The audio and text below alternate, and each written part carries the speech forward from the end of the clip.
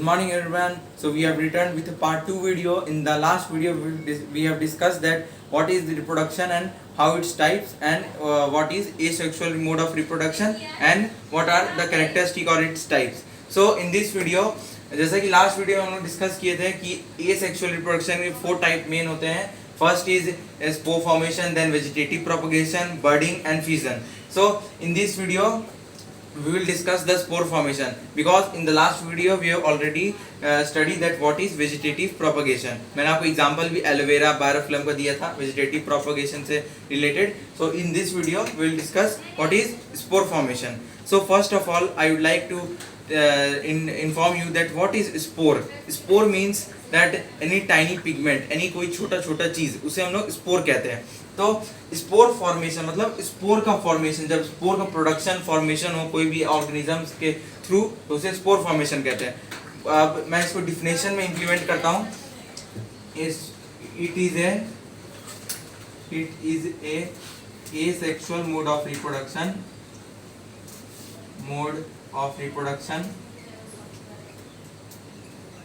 in which the plant reproduces by its spores. मतलब it means that spore formation, it is a process in which it is asexual mode of reproduction and in this इसमें क्या होता है कि plant spores की मदद से मतलब इस टाइनी पिगमेंट की मदद से अपने एक ही प्रजाति अपने एक स्पीशीज को मल्टीप्लाई करता है. एग्जांपल जैसे मैं बता रहा हूँ कि सपोज ये एक लैंड है, ग्राउंड है, यहाँ पे मैंने एक प्लांट बनाया है. ड्राइंग थोड़ी अच्छी नहीं है लेकिन आप एडजस्ट कर लीजिएगा. तो so this is a plant. Okay, so in this plant there is this tubular or sac like structure जिसे हम लोग कहते हैं sporangium.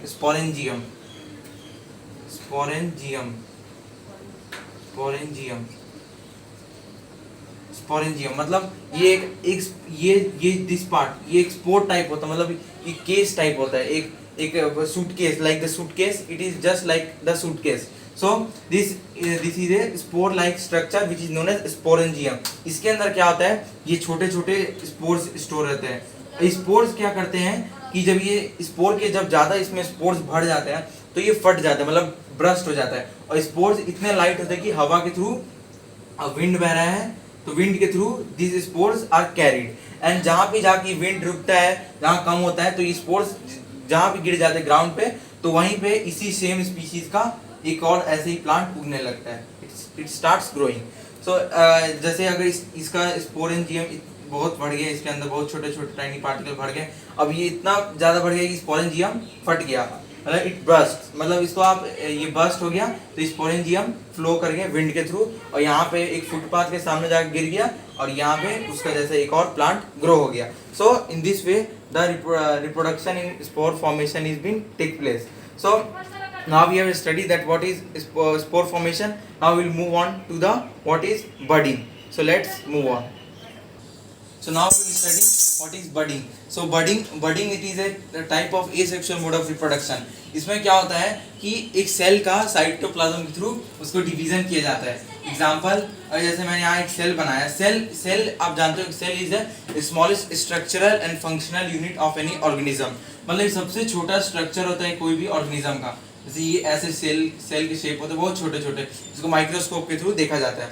तो सेल के 3 इंपॉर्टेंट पार्ट होते हैं. एक होता है प्लाज्मा मेम्ब्रेन या फिर इसको सेल मेम्ब्रेन भी कहते हैं. फिर इसके अंदर एक जेली टाइप स्ट्रक्चर होता है लिक्विड जिसे हम लोग कहते हैं साइटोप्लाज्म. ये जो आप एक और इसके अंदर ये पार्ट होता है, ये जो आप डार्क बॉल टाइप पार्ट देख रहे हैं इसे न्यूक्लियस कहते हैं. न्यूक्लियस. और न्यूक्लियस के अंदर बहुत टाइप पार्ट्स होते हैं जिसे हम लोग सेल मेम्ब्रेन और इसके अंदर एक और फ्लूइड मैट्रिक्स होता है जिसे हम लोग कहते हैं साइटोप्लाज्म. तो साइटोप्लाज्म के हेल्प के through the budding process takes place. मतलब इसमें क्या होता है, ये एग्जांपल एक अमोइबा है. अमोइबा कैसे अपने एक स्पीशीज को रिप्रोड्यूस करेगा. It will first of all what it will do that इसके अंदर जो न्यूक्लियस है इसका एक और कॉपी बनाता है, मतलब इसी के जैसे सेम डीएनए टाइप का ये एक और ऐसे न्यूक्लियस बनाता है और ये 2 न्यूक्लियस ऐसे बन जाता है एक ही सेल के अंदर। फिर after that after few period of time ये साइटोप्लाज्म भी अपना खुद का अपना एकदम कॉपी करके डीएनए ये एक और अपना साइटोप्लाज्म बनाता है। और लास्ट में क्या होता है, ये जो इनके वॉल होते हैं जिसे हम लोग सेल मेम्ब्रेन कहते हैं, ये क्या होता है, ये डिवाइड हो जाता है, मतलब 2 पार्ट में। फिर ये आगे जाके ये बन जाते हैं जिसे हम लोग कहते हैं डॉटर सेल्स। मतलब ये 2 पहले ये एक से जुड़े हुए थे, एक इनका न्यूक्लियस था।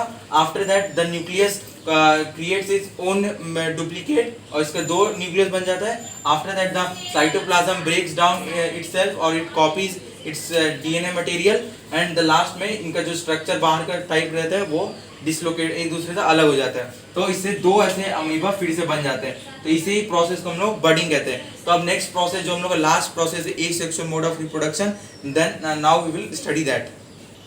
So now we will study what is budding. Sorry for that, in the last section I misspelled the word. यहाँ पे आपका फिजन था, बडिंग नहीं था। तो जितना ही मैंने पास्ट में आपको जो प्रोसेस बताया, ये जो सेल डिवीजन का कैसे सेल मेम्ब्रेन डिवाइड होता है, न्यूक्लियस कैसे डिवाइड होता है, इसे हम लोग फिजन कहते हैं, बडिंग नहीं कहते हैं। I am sorry for that.